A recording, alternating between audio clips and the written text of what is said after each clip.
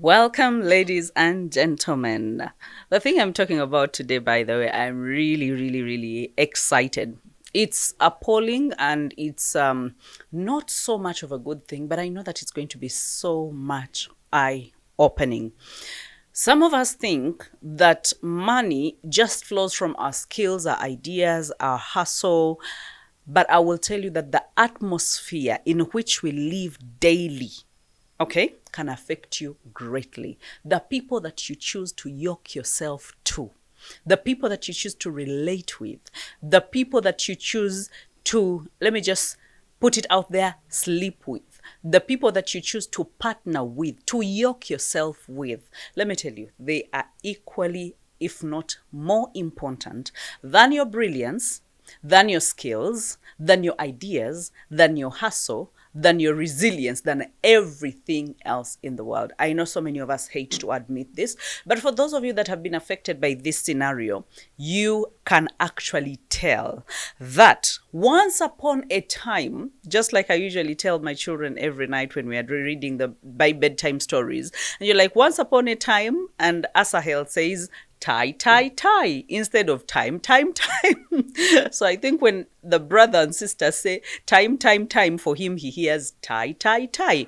So once upon a time, so many of us that are viewing this, you were brilliant. You had flowing ideas. You were fine financially. You were on the right trajectory of your life. You were chasing your purpose. You were chasing your dreams. And money was a byproduct of that. And you were on the right trajectory until someone came into your life. Until the girlfriend, until the fiancé, until the wife, until the husband, until the best friend, okay? But in this scenario, I want to lock it in on the romantic side, because those are the relationships that affect us the most because of the wanting to be loved, wanting to be accepted, wanting to come from two to become one. You realize that there is a lot of amalgamation. There is a lot of, what was that word? That was a huge word. There is a lot of summation and addition of spirit and soul that when two eventually become one, it's very possible that you will actually lose certain things in life.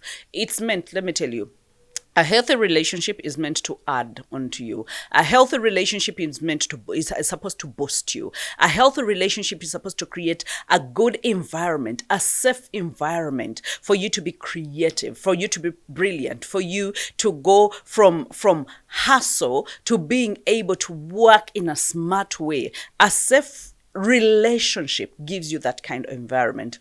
A toxic relationship, however, creates an environment where you are stuck all the time. Your brain is frozen half the time. And if you try to think, there is suffocation. If you try to ideate, there's gaslighting. If you try to execute, there is lying. If you try, as in whatever you try at every angle, there is calculated and strategic placement of toxicity in that environment to rob you of the power and the capacity to be able to create or to even be able to make wealth. So for some of us that are running in constant cycle of dates, in constant cycle of worry about where the money is going to come from, and yet you know you are brilliant, and yet you know, I cannot go full swing. Why? Because when I go full swing, I might lose the marriage. I might lose, and I think I will speak mostly in the aspect, but it even affects relationships. I have seen so many men and women that are on the right trajectory. When someone comes into their lives, the first few weeks are okay. The first few months are okay because it's still the love bombing zone, because it's still the zone where no one wants to be discovered for who they are. But after some time, the comments start coming in. You work too much. You're always busy. You never get time for me and stuff like that. Now, there is being genuinely when someone is concerned, Yes, but there is being that person does not believe anywhere that you should be as important. Even when you tell them about your work schedule and what someone said at work, they will try to bring it down. And so you were not second guessing yourself before you got this partner or this girlfriend or this fiancé. And all of a sudden they are in your life 2 months down the road or 6 months down the road. And now you're starting to second guess yourself. And now you're thinking you're not as beautiful. And now you're thinking you're not as competent, and now you're thinking you don't have the ideas, even in meetings. Let me tell you, because I have done HR support for a very long time, and I have done that both in our own companies and even supporting other organizations, and I have seen my fair share of very brilliant employees, very brilliant workers that have been rendered mute by the mere fact that someone came into their lives. And sometimes I will even ask them, when did this whole thing start? And some of them will be in tears because they cannot let go. They are hooked. They are in love. But again, a part of their career has to die. A part of their earning capacity has to die. A part of their dreams has to die. Because apparently, if I keep pursuing this, I am going to lose this. And I was told, people have been told, that marriage is the destination, that, oh, it is everything. Get a man and get married. Get a woman and get married. And so you feel like, you know what, this should be protected at all costs. And so I might was, money is just a visitor in life. It comes and goes. Money is not that important. Says who? Says who? Your auntie that is living in a one-roomed house in Katanga? One that is actually not even married? As in, who drew the notion for everyone else that marriage should be upheld against all odds? And the odds being that, you know what? Sacrifice yourself, sacrifice your dreams, sacrifice your ambition, sacrifice your earning capacity, sacrifice everything, but attach yourself to someone that is going to make you a nobody for the rest of your life. I call a spade a spade. If you hate me, you hate me. If you like me, you like me. I am not here to be liked. Anyway, this is a mandate. I am serving God by bringing the truth, the truth, and saying the truth that most people will not say, but saying it with a lot of love, because I would want you to be happy. And you cannot be happy while you're catering to look at the life wheel. Okay, and I pray that one of these days I'll do some of this chat with a board and markers and just draw, because I'm more illustrative than just speaking. You look at the wheel of life and you look at relationship. You're not even thriving. You're not even protecting something that is thriving, or the relationship or marriage. You're not protecting something that is thriving, but you're killing everything else at the altar of preserving this one thing that is very toxic in your life. All right. So in this segment, I just want us to shed light on, I know that there's going to be subsequent other chats that we have about the same thing, but I just want us to break down, why do we choose the wrong partners? So if you're not yet married, you will understand that, by the way, the one I have in my life is one that is going to yoke me the wrong way for the rest of my life. Or if you're already married, you will know that, by the way, okay, this is what it is, because some of us, we don't know what it is, but you feel uncomfortable, you feel you're not shifting, you're not growing, things are not just adding up. And so you feel like, oh my God, I don't know exactly what I'm stuck. I am stuck. So I want to get you unstuck, because the truth will set you free. Only the truth you know will set you free. All right. And that's what we talk about. So money doesn't just flow from your skills, your ideas, your hustle. It flows from the atmosphere you live in daily, the people that you are with daily. You can be brilliant. You can be anointed. You can be hardworking. You can be everything. But if you marry the wrong partner, you'll find yourself leaking wealth faster than you can ever create it. All right. So many of us are not broke because we lack potential. And I am so serious. My whole, not my whole life, but my teachings, my my chats, my discussions, my conversations, everything rotates around one thing. God called us to live in a life of abundance, of abundance, and He has called us to live a happy life. All right. So I want my one mandate in this world is to be able to give freedom to those that are in toxic relationships and narcissistic relationships so that they can be able to create wealth and become happy and live in the abundance that God created them to be. And now, even if you're not in a toxic relationship, but you are the kind that is saying, I've been stuck for the rest of my life, and for all my life, but I want to make the rest of my life different because I want to be able to earn, whether through business, through purpose, through passion, through whatever it is that God put on the inside of you, then I have the blueprint to help you to be able to come to that potential of making that kind of money. So it's to be able to set the captives free, yes, and to be able to usher you into the abundance that is the summation of my ministry. That is it. That is where it starts, and that's where other people are gifted different. So that is my gifting, to give freedom to the captives and to help you and live a happy life. Take care of your children, take care of your family, do charity, love on other people because you have enough. And God has supplied you through your God-given talents, your purpose, whatever it is that He put inside of you, the wisdom, the brilliance, the businesses that He put on the inside of you. We are all gifted different. So we are not broke because we lack potential. We are broke because we yoked ourselves to the wrong spirit. Wrong alignment kills vision. It drains energy. And then it sabotages your destiny. If you followed me, I talk a lot about misalignment. I talk a lot about self-sabotaging. This is one of the ways we self-sabotage, by choosing wrong or yoking ourselves to the wrong people. And then it wastes resources. So when you look at Proverbs 14:1, that says that a wise woman builds her house with her own hands, builds her house, but a foolish one tears it down with her own hands. So some of us are trying to build empires while our partner is trying to tear them down, brick by brick, foundation by foundation. You're trying to build something, but your partner is trying to break it down. Whether you're in a relationship or you're in a marriage, we are all in this conversation. So here's the truth that I want you to know.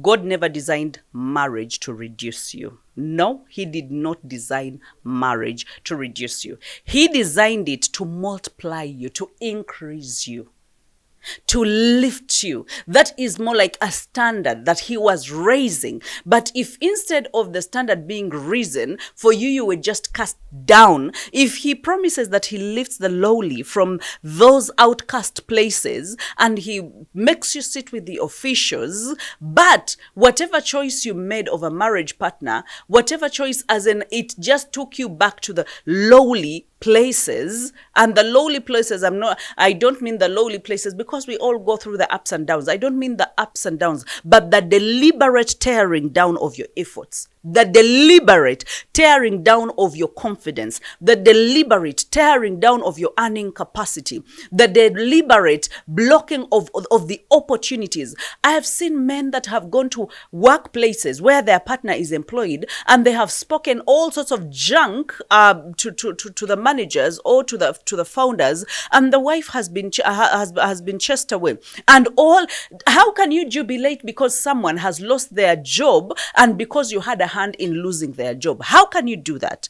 I have seen a fair share of women that have actually slaughtered their husband's job or income sources or something like that, and there is nothing you can give to even exonerate that kind of manner. There is nothing. So one is building, one is actually tearing down. While you're telling them about your prospects, while you're telling them about what you're planning, and all they have to do is, and let me tell you, if it's a woman, they will always have a tendency of, their mouth will always speak louder. When you speak to someone and all they can, I really don't think that would be possible. Or I don't think that, as in, you're like, the other person has their dreams.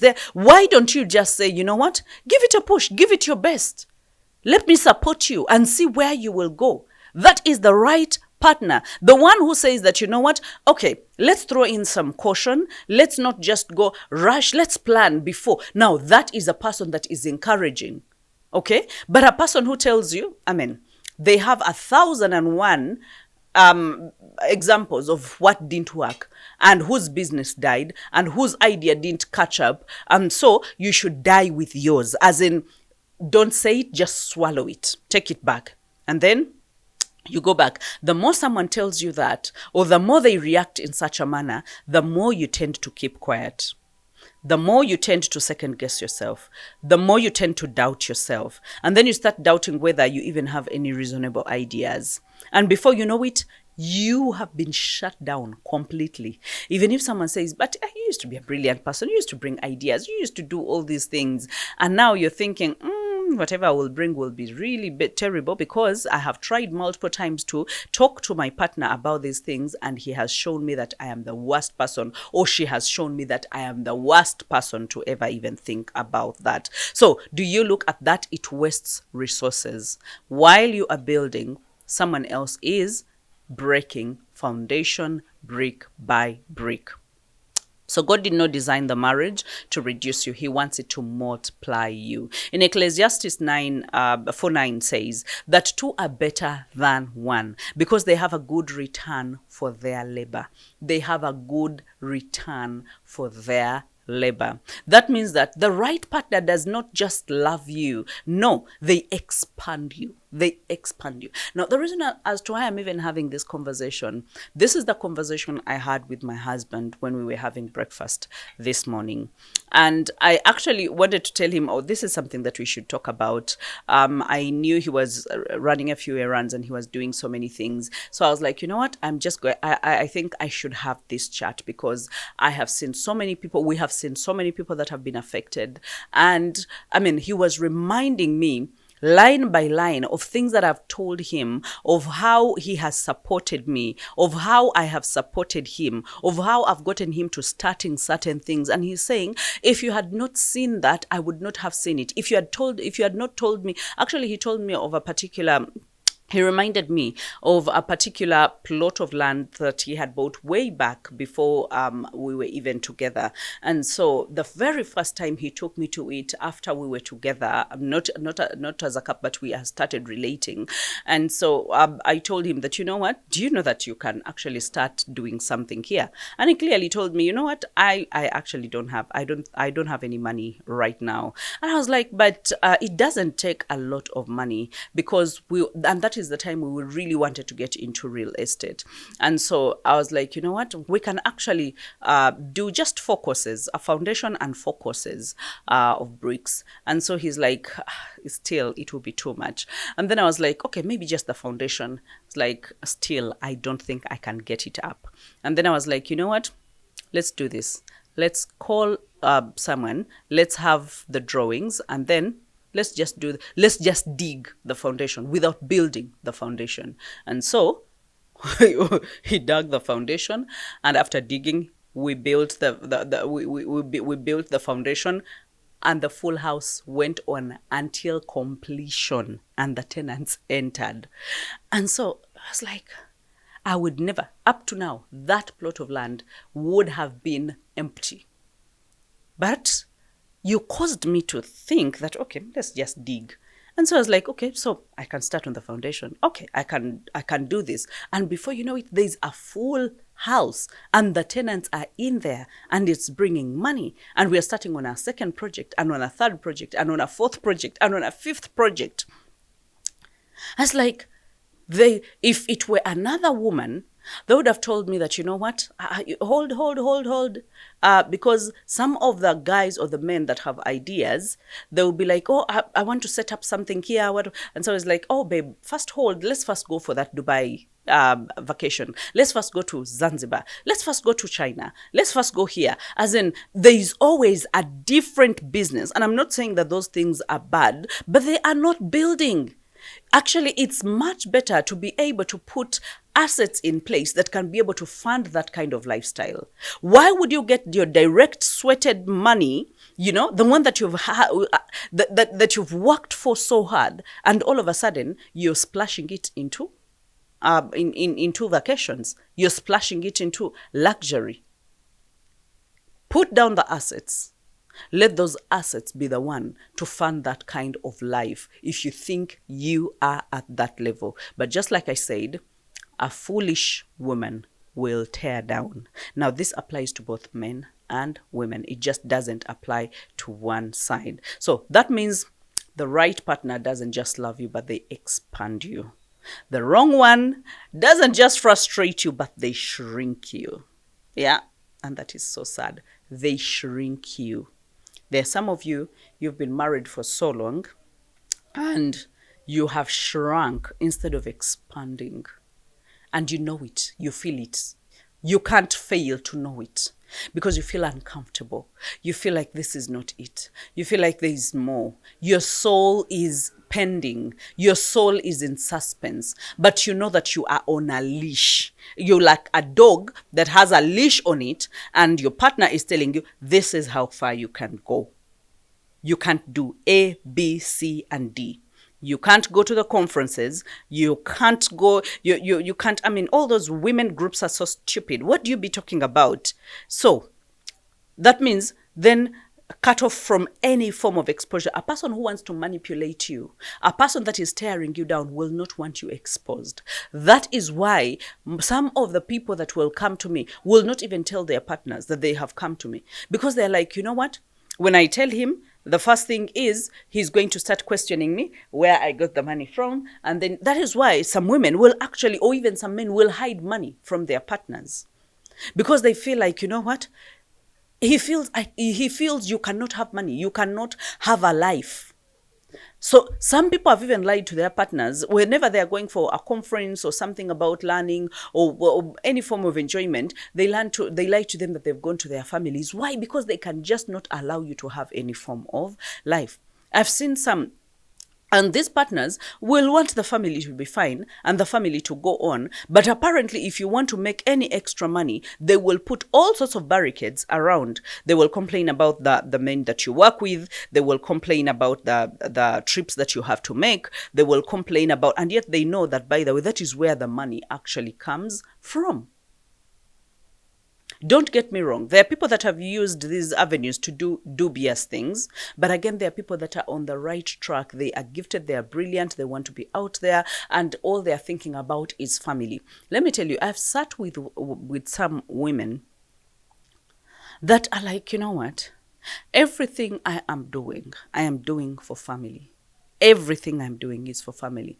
I am not amassing wealth and amassing money so that I can go and have.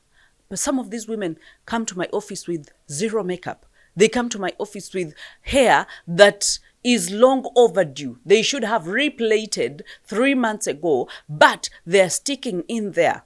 They know they have to pay the school fees. They know they have to do everything. But on top of that, the man won't just let them be. Won't just let them be. And they're like, you know what? I think I'm really sick and tired. Because if I was spending money on myself, if I was plating the 3 million kind of hair that people are plating, or 1 million kind of hair that people are plating, if I was buying myself a huge car, if I was building houses in my names, I would have said, but I am buying food at home. I'm paying school fees for the children. So even if I say I want to go back to school so that I can be able to maybe get that kind of promotion that I want, that is a battle. Even if I want, as in everything that I want to be able to go a little bit higher so that we can get more money, even when I'm the one taking care of the bills at home. And I look at them and they are so frustrated, like so frustrated.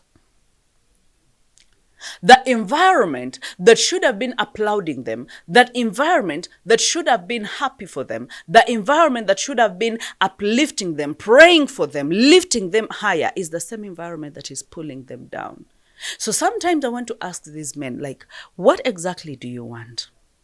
Do you want this woman to be so much dented with a lot of stress and with a lot of depression to a place where she cannot even work? If you cannot pay the school fees right now, if you cannot even buy the food, if you cannot, as in, do these things, and the one that is doing them is the one that you're pulling down, what exactly do you want in this life? Do you know what you want?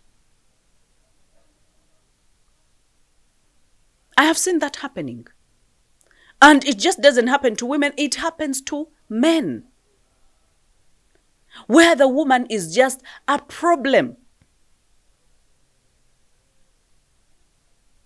So, today, I just want us to understand why we choose wrong, how it destroys our wealth creation capacity, and the transformation that happens when you align with God's choices. All right? I know that this could be the missing link between where you are financially and where God wants you to be. All right? So let's break it down. Why we choose wrongly. You got it right. Number one, loneliness. When we are in places of loneliness, we never think twice.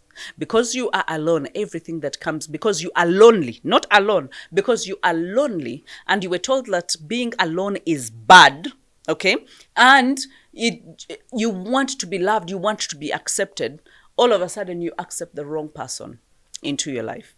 You choose out of desperation instead of discernment. You choose out of desperation instead of discernment. So for the single fellas, please, I want you to take note of this. It's better to be alone and pursuing your purpose and chasing your dreams than be yoked to the wrong person, because that person is going to drag you down. That person is going to make you second guess yourself. That person is going to make you regret as to why you are even there. So many people, while so many roads are leading, do you see how these months have been, oh my God, wedding after wedding, wedding after people have, and everyone's spirit is like, some people have started feeling more lonely. Some people have started feeling like, oh my God, that is why you see the comments of, but God, am I wood?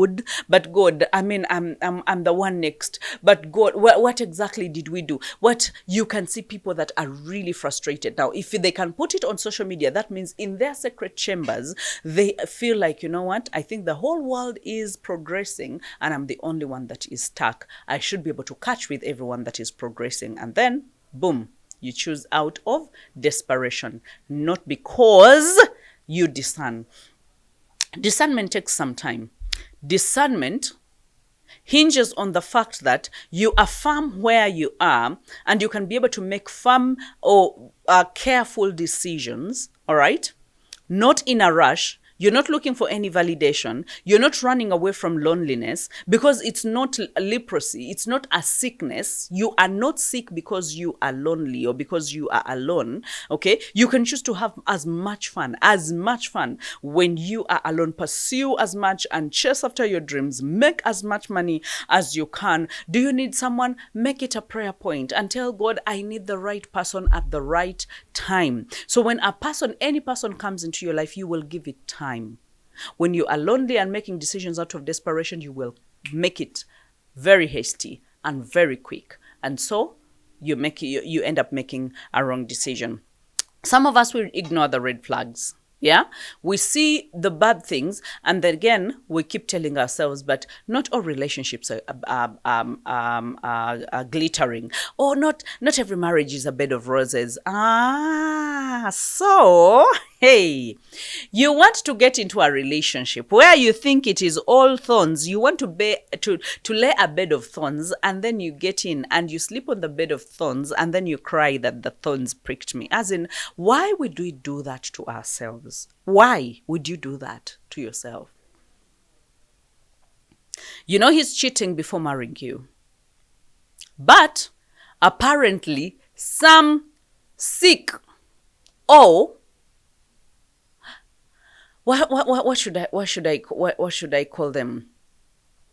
One that has settled for a less life, okay, has convinced you that, oh, do you think that there is any man that does not cheat?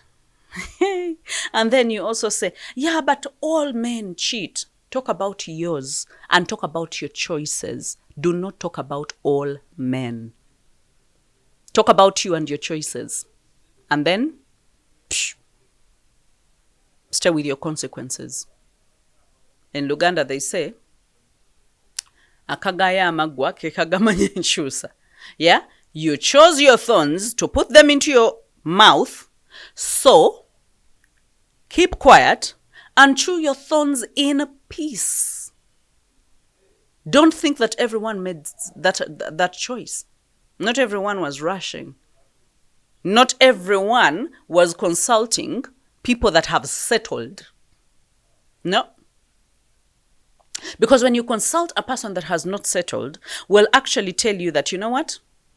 They will tell you the truth. That's why when people consult me about certain things, I'm point blank. I ask them, do you want the truth or you want the sugar-coated truth? So if they tell me they want, because all of them will be like, I want the truth. I was like, I will tell it to you whether you hate me or not, because I don't give sugar-coated truth. And then I will tell them, look here, this behavior, apparently I have a whole checklist of behaviors that can change and that cannot change. And so you should be able to weigh and know, is this something I can uphold for the rest of my life? Or if it's not something I can uphold, then I can opt out. It's not a must. It's not a must, and it doesn't have to be now, and it doesn't have to be with that particular person. Why do you always act so desperate? So desperate. And I know that we've all been in that place. Learn it from me, because I come from a place where I have lived all those kinds of things, and I will tell you, there is no good thing. There is no good thing in acting desperate. There is no good thing in ignoring red flags. There is no good thing in letting loneliness drive you into wrong decisions and wrong partners. All right? And then some of us have a broken identity. Someone broke your heart, or you come from a place, or scuffles at home and things like that. Your identity has been broken, and all of a sudden someone comes and shows you a glimpse of love. Because even the wrong people, they will not come written with a signpost of, I am wrong, please don't choose me. No, they will come in the name of love. They will come in the name of pampering you. They will come in the name of wanting to be with you. Yeah? But if you have a broken identity, you see how you tie all your validation to that person. Do you see how you revolve all your round on your life and everything else on that person? So you end up overlooking character flaws. You end up, looking at the charm and the appearance and everything and just running with that. And then you keep entering relationships to complete yourself. You're like, I'm incomplete, so I need something that can complete me. So when you refer to another person as completing you, you have put them on a pedestal. You have given them a more important role in your life. So at whatever cost, even if a preacher preaches about it, even if you dream about it, even if someone tells you we quote him red-handed or we quote her red-handed, you have put that person on a high horse, on a pedestal. You're worshiping at their feet, and you're thinking, I have a broken identity, and this person has given me a new meaning of life, and finally I can see the light because there's acceptance and there's love. Even if they're doing this, even if they're doing that, I'm going to tolerate. Why? Because I would still love to be with this person. So you want to compete to complete yourself instead of being whole. You cannot wait. You want it now. All right. So even if in this episode I just have to talk about why we choose wrong, I will have to do that so that we can all do all the other things in another episode. But sometimes what we carry is the emotional baggage. And the reason as to why we choose wrong partners is because of the emotional baggage that we are coming with. So we choose partners who reflect unresolved wounds in our lives. We choose partners because we have seen, it's like you see your father who is a drunkard, and so you are comfortable with a drunkard. You see your father who used to beat, and because the person that you're with right now beats you, you think it's an okay thing. I think all women are beaten. Not all women are beaten, sweetheart. Some women are loved, some women are pampered, some women, they are loved genuinely. So it takes you yearning for that genuineness, yes, and it takes you healing from the emotional baggage for you to be able to reclaim the kind of life that you should have. And you're like, no, I'm not going to live that kind of life. I am not going to be, I think I've told you before how I had actually decided that marriage was never my thing. It was never my thing because of the emotional baggage that I grew up with. All right. I did not see any flourishing marriage. I did not see any thriving marriage. I did not see any happy marriage. Like growing up, everything was dull and gloom. I did not see that perfect example that would make me feel like, oh, marriage is a fairy tale, and I would want to get into it and stuff like that. And so when all those things happened, I shut my heart. And luckily enough, I was bold enough. My mother was my friend, or she tried to make me her friend, being her firstborn. And so I would find myself at awkward moments commenting and say, I will never get married. I will never do this. I will never do this. And so I remember one time she just held my hands. She just told me, bring your hands. And I gave her my hands. She looked at me and she told me that you're going to get married. You will get married. But you will get married to a person that loves you, a person that cherishes you, a person that prioritizes you, a person that you will serve God with, a person that will give you peace and you will give him peace, a person that will reciprocate your love. You're going to live a happy life. And so she made a prayer. And I remember saying amen, like I really meant it. A part of me was still like, I doubt. But a part of me was the one that was taught to believe in God and trust in God all my life was like, I know God can do it. I know God can do it. And I know that he has made me stubborn and big-headed for a reason, that I'm not the kind who will settle for something that I don't understand. So I believe that he has made me that way so that I will be able to skip over some hurdles, so that I will be able to say no when I need to say no. He has given me that confidence to be able to stand up for myself in a generation where most people are not standing up for themselves. So I trusted that God, and I took my time. There were so many things that I could have settled for. There were so many people that I could have settled for. But let me tell you, how stubbornness and big-headedness can cause you to skip over some hurdles. Like I would look at some people and I'm like, you even had the guts to come. And some people will be like, you're like, but no. And not because they were bad, no. But I knew that was not the kind of life I wanted to live. I knew I didn't want to be equally yoked with that kind of stagnation. No, I don't want to be equally yoked with that kind of, and I will say it the way it is, by the way. And this is not me meaning bad, because you all know that these kinds of people exist. I didn't want to be equally yoked with backwardness. I didn't want to be equally yoked with mediocrity. I didn't want, like, everywhere there was something about backwardness, mediocrity, and other people that were living their fine lives, but I just didn't want anything to do with their lives. And so the amount of no's that I said, it looked like I delayed. Yeah, it looked like I delayed in the brackets of loneliness. But let me tell you, that saved me a lot of headache. I've told you so many times. By now, the big-headed me, I would have been on my 5th marriage. Why? Because I would sneak my head in there, and if it didn't work, I would find my way out of it, and I would sneak my head elsewhere. I thank God that he would help me stand on my 2 feet and say no and make an about turn like it didn't matter at all, and choose me all the time, and choose something that by the number would glorify God, one thing that would allow me serve my purpose wholeheartedly without second guessing myself. Guys, there is no day I hold a microphone and I'm second guessing myself because what will my husband say? What will no, he knows I am called. I know he is called. He does not box me somewhere. If anything, he would totally want me to be myself. So this is just the beginning. If you thought Bahati is anywhere, it's just the tip of an iceberg. I have not even started. Because what God is about to do in my life is totally something else. It's a storm. I am even afraid of it. But again, I know He's taking me there for a reason.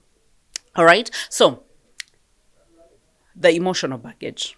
Some of us come from our families, from wherever we come from with it, and then we tend to choose partners that reflect the same kinds of behaviors. And so we end up coming from a prison to another prison. Look at that. Like your whole life, the devil could not even give you a gap to be free. Like he's like, you know what?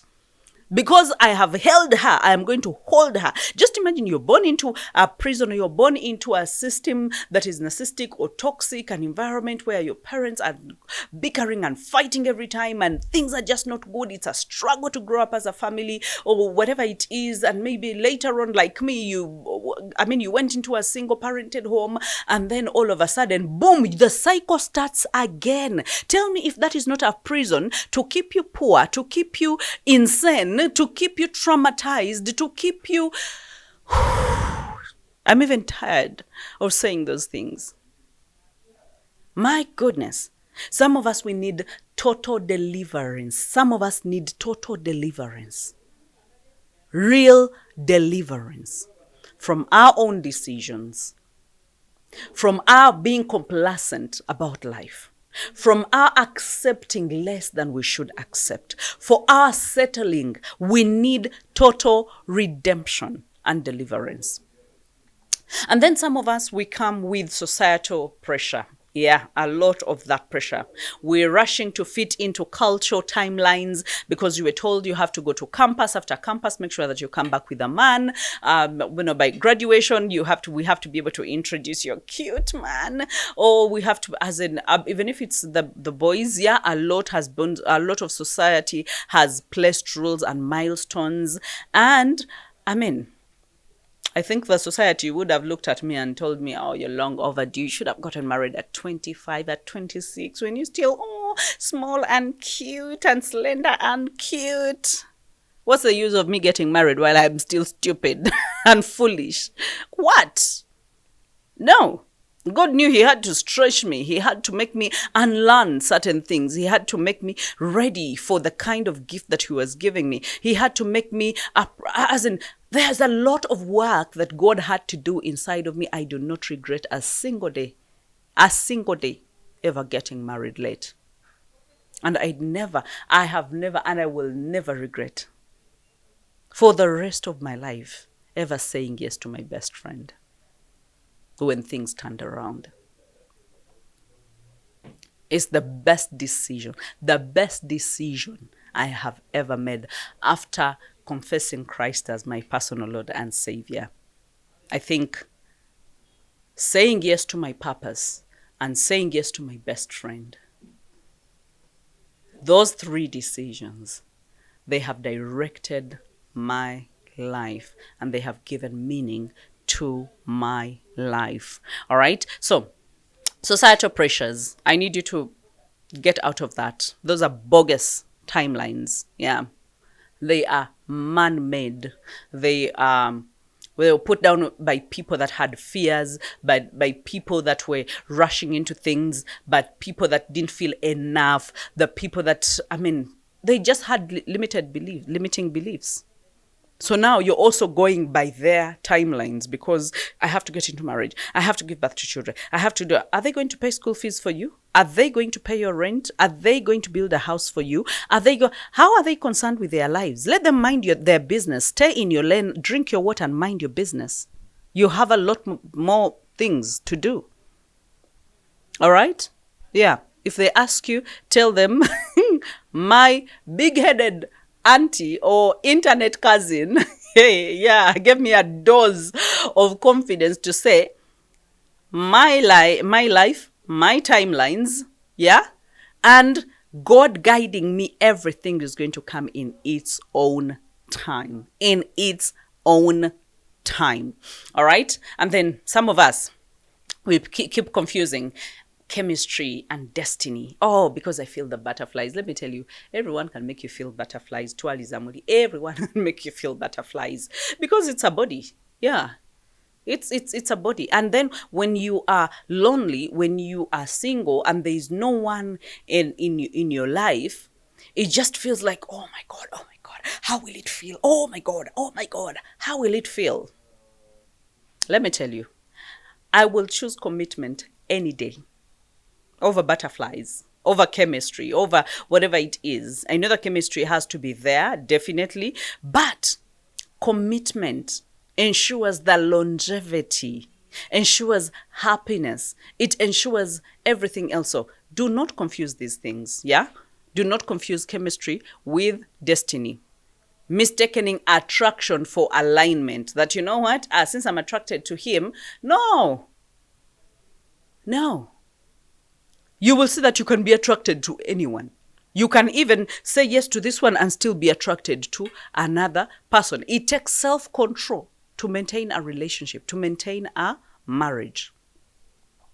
Yeah? It takes self-control because God gave us fully functioning brains, that you will know that this is the person I committed to and I'm committing forever. That means me saying no to everything else, forsaking everything else and saying no to everything else. Otherwise, if your brain functions like a dog or like a goat or like a hen, yeah, that is how you will keep peeping every skirt and you will keep peeping through every zip because you think there is another gold to be won. Is it or there is another what to be won? As in, sometimes we live for not even feeble, but fleeting 1 second, 2 seconds of pleasure, and you have tagged yourself a hen or a goat or a dog. I don't think how I don't know how sometimes we really think. Okay, so I just need you to not confuse those two. Your attraction does not, oh, that is the person. No. There's so many things to look at before you even look at the attraction and the chemistry. All right. And then lack of spiritual discernment. Some of us do not even pray for the people that are going to come into our lives. Let me tell you, prayer is so important. In as far as who you're going to marry, is going to be in your life, pray that God will uproot every wrong person from your life. You can only pray this prayer when you're genuine. I remember I prayed this prayer and I said, God, I'm not claiming anyone. I have not said this is the person that I want for the rest of my life. And I'm telling you, God, even if my body will not mean it, because sometimes your body will not mean it, your mouth will not mean it. I was like, God, you check the spirit. My spirit means it. That let your will be done in my life. Whoever is not supposed to be in my life, let them be uprooted and let them go, and then let them never come back. Even if that means a heartbreak, even if that means as in a very bad time for me, uproot everyone, because my destiny, because my future counts more than now. I do not want just fleeting happiness for 1 second, for 1 year, and then I live a hopeless life for the rest of my life. I would want to redeem the whole. No, I'm not the redeemer, but I would want you to redeem my whole life. Let your will be done. This is my purpose. This is who you have called me to be. You have called me to travel nations. You have called me to impact a zillion of people. You have called me to speak my mind. You have called me now. Someone that is supposed to come into my life is someone that is supposed to actually uplift and uphold that. Love me for who I am, while I reciprocate that love and more, and that I will grow wholesomely while he grows wholesomely. So when I talk about money, making more money, he understands. When he talks about making more money, I understand. When he talks about just today morning, we were like, you know what? Yeah, we need to really, really, really have a deeper time of prayer.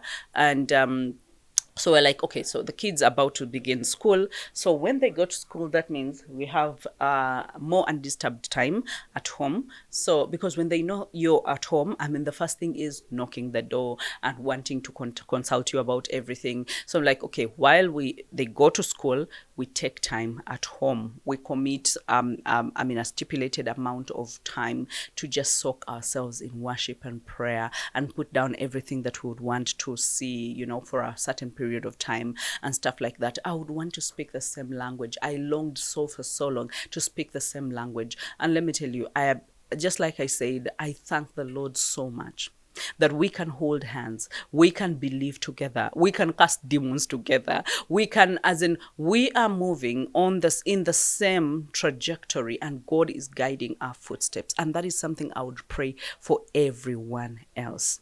The reason as to why I will earn the kind of money I earn, the reason as to why I will have the kind of opportunities that I have, the reason as to why some doors actually have not just been opened by me, they've been opened by Him. So, if there's an opportunity, I mean, he speaks about my ministry better than I speak about my ministry. I am not the kind who knows how to even talk about myself.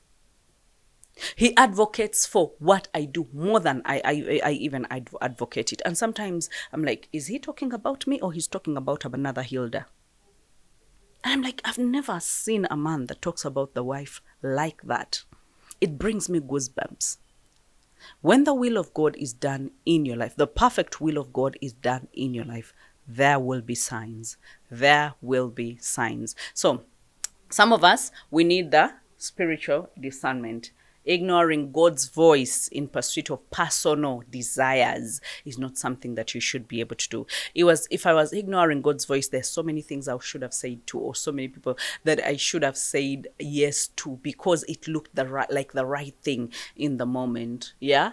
But because I was obeying the voice of God, when God made it crystal clear that this is not it, I was able to close some chapters. I was able to just make an about turn without an explanation. Yes, I was able to get out of certain seasons of my life that saw me leading into the season that I am. So it is very, very crucial. And then some of us are busy settling for potential. We are falling for who they could become, not who they are right now. You're like, you know what?